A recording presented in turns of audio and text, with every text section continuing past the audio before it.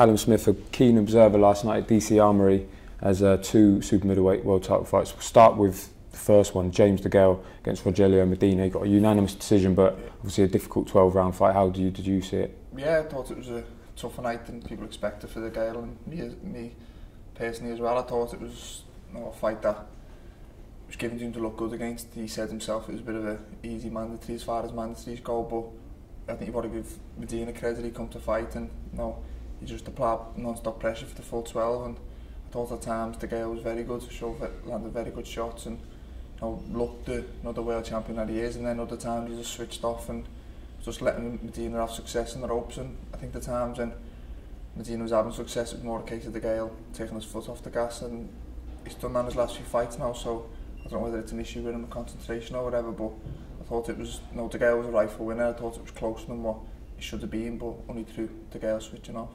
In the post-fight presser, DeGale suggested that Medina should fight you next, especially if you're waiting because of the unification. Yeah, I'm open for that. I'd say I had a feeling I'd have to wait for my title shot. I didn't think I'd get it at the end of this year, and I don't blame them for wanting to have a unification. If I was a world champion, it's what I'd look to do, so I've just got to stay active in the meantime and fight whoever. And if Medina's offered to me, then I think it's a good fight. He's shown he can perform at the highest level, but I think it's a fight I would take. He's there to be it, and as long as you can do the 12 and keep him off you, then I think it's a fight that I could look good in as well. Do you want to, because Eddie said that you might not box really until that world title fight, do you want to, if considering that will be in September, the unification, to listen to next year?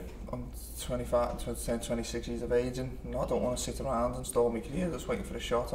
I want to stay active and I want to keep fighting. I'm confident I am ready for that level, and if I am, then I shouldn't lose up until then. If I'm as good as I think I am, I should be able to keep winning, and if that's the case, then I'll be on ready to get me out, and I will want to fight in the meantime. I don't want to just sit around and get rusty.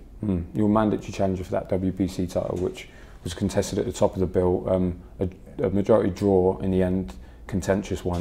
Did you think Badou Jack had done enough to win? Yeah, I thought Jack had done enough to win by a few rounds, to be honest with you. I thought credit to Butte come back and made it a close fight. I thought early on it was like target practice for Jack. He come out was very sharp, a lot of good single shots and single counters, and it was like Butte just couldn't get in a rhythm, but Jack faded and Butte come on strong, and for the 36-year-old he showed he had a good engine, so all credit goes to him, but I did think there was only one winner in the fight.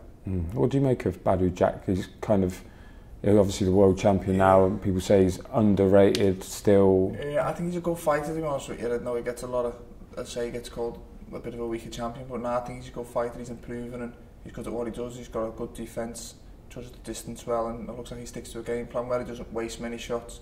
Doesn't throw a lot, but doesn't waste many, but he was very accurate.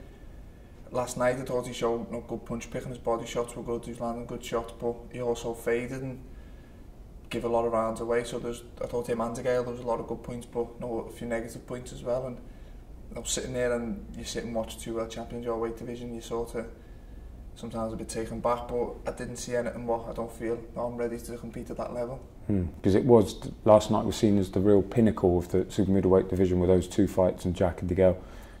Was there anything there that you saw that worried you? Because I know you think about it a lot, and as you've been hyped up over ever since you turned pro, and you're aware of that. No, like I said before, there was good and bad points for both. At times Jack started very well, was picking his shots, nice landing good body shots, and part in the fight where James DeGale looked very, very good, very classy. He was landing whatever he wanted and was having good base, but then there was other times where both fighters switched off, and I thought they both got it a bit too much, especially DeGale. And so I think if you watch a world champion, you're going to see bits that you think, he does that well, but there's also things they didn't do well, and I feel like if it was me in that position, I could capitalise on a bit better than what Dave was last night. But it's world level boxing, they are good fighters and they're there for a reason, and I do believe I can beat them, but I'm not saying it's going to be easy. I believe I can compete at that level, and given the opportunity, then hopefully I can. But either way, win or lose, they are tough fights.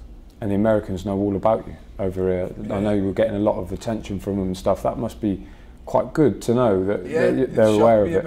Obviously I get quite a bit more attention in England now, because obviously I'm fighting on Sky Sports, but to get people noticing me over here, it is a bit of a shock, but it's nice, and it shows that I'm doing something right and getting people talking about me. And I'd love to fight over here, a bit like what DeGale's doing now. I'd love to become a world champion or defender in America, or come to here and win it. You know, you stay up at late as when you're a kid watching the big fights, and to be involved in some of them is definitely something that I'd like to do. And obviously De Gale has a kind of long history with your family, good friend of Stephen as an amateur, and he boxed Paul as well. Did you get a chance to talk to him at all this week? Yeah, I didn't. I only come in the night before the weigh-in. I seen him at the weigh-in, but he was just passing by. But I spoke to him last night after his fight, and I get on with him. I like him. I'm a fan of his boxing. I always have been since I followed him.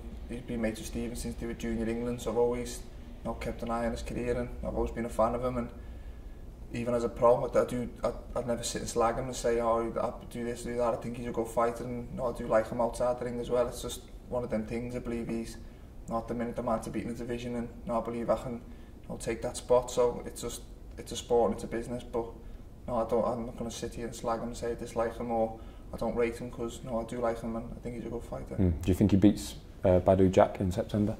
Yeah, I do. I think they both got a case for beating each other, but I think overall De Gale is the better fighter, and I think stylistically I do think he'll come out the winner, but it's a good fight, and again one that I pay close attention to.